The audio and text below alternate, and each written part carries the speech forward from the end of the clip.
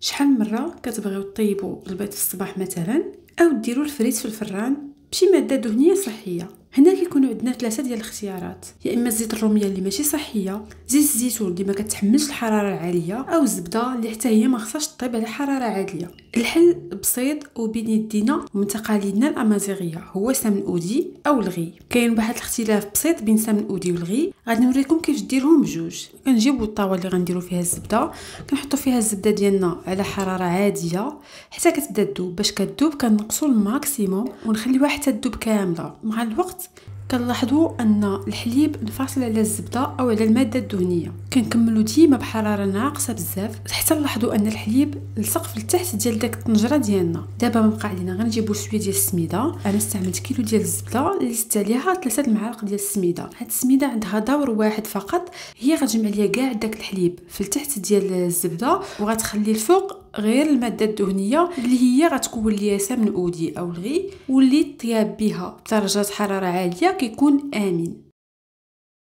بعد ما كنزيد السميده كنخليها واحد 5 ديال الدقائق حتى كيهبط كلشي لتحت. كنطفي عليها وكندوز نصفي الخليط ديالي. كنديرو في قراعي، وهنا خاصني نختار واش بغيت ندير سمن اودي ولا الغي. بالنسبه لسمن الاودي فالسر ديالو هو ان هذيك الزبده خاصها تبرد بطريقه بطيئه، يعني ملي نديروها في القرعه فغادي نغطيو القرعه ونخليوها دافيه. ولا كان عندنا الفران شاعل وطفيناه نخليوها تبات فيه مثلا وتبقى في ديك الدفاوه الليل كامل. اما الغي فالتبريد ديالو كيكون بسرعه، والفرق بيناتهم واضح في لا تيكستور ديال كل وحده فيهم. انا كنفضل سمن اودي حيت مثلا الا بغيت نستعملو في شي كيكه فرا كنهزو مباشره، ما كنحتاجش نعاود ندوبو.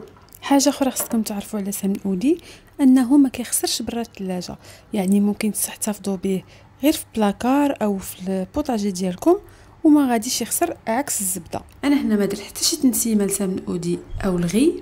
نتوما تقدروا تستعملوا الزعتر او اي منسمات اخرى اللي تعطيكم مذاق مميز. صافي دابا مبقى عليا غير نستعملوه بكل امان. قليبه البيض او حتى الدجاج المحمر ممكن تستعملوه فيه، المذاق ديالو مميز والفوائد الصحيه ديالو كثيره بزاف. من المميزات ديال سمن اودي انه ساهل في لا ديجيستيون او في الهضم، وهذا الشيء راجع لاننا زولنا منه جوج ديال المواد اللي هما اللاكتوز والكازيين. هذا الشيء اللي كيخلي البوين دو فيمي ديالو عالي، يعني نقدروا نطيبوا به او نقليو به اي حاجه بلا ما يكون هناك ضرر على الصحه. من الاستعمالات ديالو هي كنزيدوا واحد المعلقه او واحد راس المعلقه في القهوه ديالنا.